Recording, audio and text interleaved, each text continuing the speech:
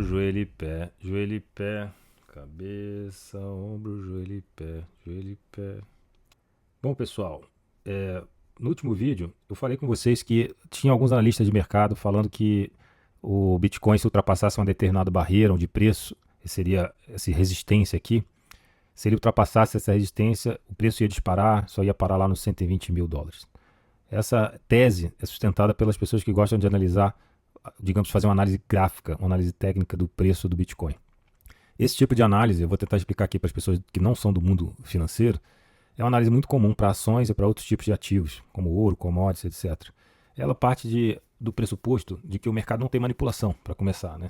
Ela parte do pressuposto que os agentes do mercado todos têm mais ou menos as mesmas informações, e as pessoas atuam muitas vezes baseados na emoção e baseados no comportamento de massa. É como se fosse, de maneira geral, todo mundo começa a ver o preço da ação subindo e aí fica com medo de estar perdendo aquela subida e começa a entrar na ação, aumentando ainda a força de compra e fazendo que a ação suba mais. Mas, em contrapartida, se a ação começa a subir por muitos dias seguidos, as pessoas que pensam muito no curto prazo, que não é meu caso com Bitcoin, por exemplo, as pessoas que pensam muito no curto prazo começam a querer realizar. E aí tem uma força vendedora, o preço começa a cair. Quando o preço começa a cair, acontece de novo um comportamento de manada, uma psicologia coletiva, e as pessoas começam a vender de forma mais acentuada e o preço cai com mais força. Então esse tipo de comportamento de manada faz com que o comportamento do preço tenha alguns padrões de comportamento. Esses padrões, o pessoal que analisa graficamente fica tentando identificar esses padrões no gráfico, e ao identificar um determinado padrão desse, eles assumem que, dado que já aconteceu outras vezes no próprio Bitcoin ou em outras commodities, comportamentos parecidos com os mesmos padrões, assumem que, por exemplo, uma situação dessa, onde você tem um, um duplo fundo aqui, e esse duplo fundo ele tinha uma tendência de resistência numa determinada linha aqui. Resistência, ele não estava subindo acima dessa linha. Também não estava caindo, estava testando esse suporte aqui, não estava indo abaixo desse suporte. Esse comportamento estava acontecendo diariamente, né? Essas barras representam o dia, o preço de cada dia do Bitcoin. E como esse tipo de estrutura de fundo duplo é uma estrutura conhecida e já analisada, presume-se que quando ela é vencida, quando essa resistência é vencida, as pessoas entram numa trajetória de otimismo. Os participantes desse mercado começam a acreditar que isso vai subir. Lógico que não dá para você tomar uma decisão baseado somente num único indicador.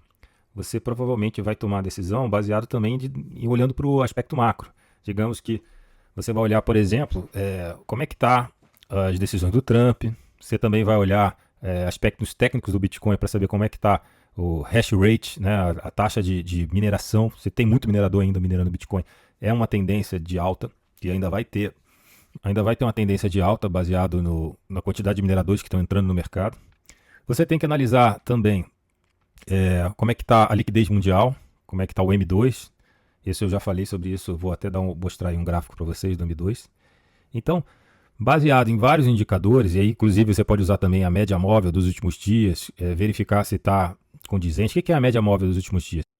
Bom, média móvel, vou pegar esse exemplo aqui, peguei do Twitter esse analista aqui, ele usou uma média móvel exponencial de 50 dias. Na verdade, ele está usando uma média móvel semanal, ó. Ele está usando por semana. Ele pegou as últimas 50 semanas, isso equivale a quase pegar um ano para trás. E quando você faz a média móvel exponencial, você está dando um peso maior aos dados mais recentes, para justamente conseguir capturar melhor qualquer tipo de movimento que está acontecendo mais agora e ignorando os movimentos que aconteceram um ano atrás. Então essa média móvel exponencial é muito usada no mercado justamente para você observar. A linha azul aqui é a média móvel de 50 semanas para trás. Toda vez que alcança, essa é a tese que ele está defendendo aqui nesse gráfico, toda vez que alcança essa média móvel, se ele consegue ter um suporte aqui, que o preço não caia, ele volta a subir. Mas toda vez que ele rompe com força essa média móvel exponencial de 50 dias, é um sinal que vai cair. Então isso acontece diversas vezes aqui, ó. Testou suporte aqui na média móvel de 50 dias, voltou a subir. Testou suporte de novo, voltou a subir. Testou suporte de novo aqui em meados de julho do ano passado, voltou a subir. Está testando suporte aqui de novo nesse período que estamos agora. E se ele não romper, se ele não cair, ele volta a subir. Essa aqui é a tese que está sendo defendida aqui. Um analista muitas vezes fica procurando padrões, ele encontra qualquer padrão e ele solta uma tese só para ter view, só para ter engajamento. Mas tome muito cuidado com isso. Por quê? Porque pode parecer que está tudo muito claro e você pode acabar sendo a manada e você vai, por exemplo, acreditando que isso aqui vai acontecer, que essa subida agora vai ser infinita, etc. Você pode se alavancar.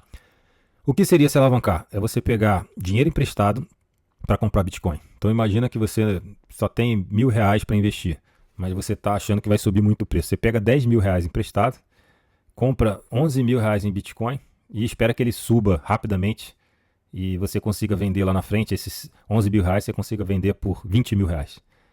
Você vende esses R$ 20.000 lá na frente, paga seu empréstimo e você recuperou R$ 9.000 aí e conseguiu ter um lucro rápido na sua operação. Isso parece muito atrativo, mas é muito perigoso, porque pode acontecer o contrário. Em vez de você vender a R$ 20.000, pode ser que caia o preço e você seja obrigado a vender a R$ 5.000 e para pagar o empréstimo você ainda tem completado o próprio bolso mais R$ 5.000. Estou exagerando aqui o exemplo para ficar claro para vocês que pode realmente acontecer isso se você operar alavancado. Tem várias formas de operar alavancado, tem algumas que são menos arriscadas, digamos, toda vez que cai um pouquinho o preço, a corretora já vai te liquidar e vai tirar todo o dinheiro que você investiu e você não perde mais, tem como se fosse um stop aí para você não perder mais. Mas de qualquer forma é muito arriscado, porque às vezes esse stop é muito rápido. Você bota o dinheiro hoje, cai um pouco, no final do dia você já está liquidado. E então pode ganhar muito, mas pode perder muito. Foi isso que eu falei no último vídeo, pessoal. Então, voltando aqui só para explicar um pouquinho mais desse padrão que aconteceu aqui. O analista aqui fez essa reta no gráfico, meio que baseado nos topos de cada dia desse período aqui. Esse período foi justamente o período do Trump, fazendo todos os tarifaços, ou seja, toda vez que o Trump dava uma notícia ruim, as pessoas começavam a vender, havia uma força compradora logo na sequência, acreditando que o Bitcoin voltaria a subir, mas ele encontrava uma resistência nessa linha aqui, logo depois o Trump mandava a notícia ruim de novo, caía de novo, ele derrubava o preço até um determinado valor, mas voltava a subir, e depois outra notícia ruim, chegava num suporte aqui, voltava a subir, outra notícia ruim, caía, voltava a subir e formou-se aqui um padrão que o pessoal chama de fundo duplo. Esse fundo duplo, quando ele é quebrado na resistência dele, acontece um otimismo no mercado. Esse otimismo faz crescer. Então, basicamente, é isso que os operadores do mercado fazem. Ombro, joelho e pé, cabeça, ombro, joelho e pé, olhos, boca, orelha e nariz, cabeça, ombro, joelho e pé,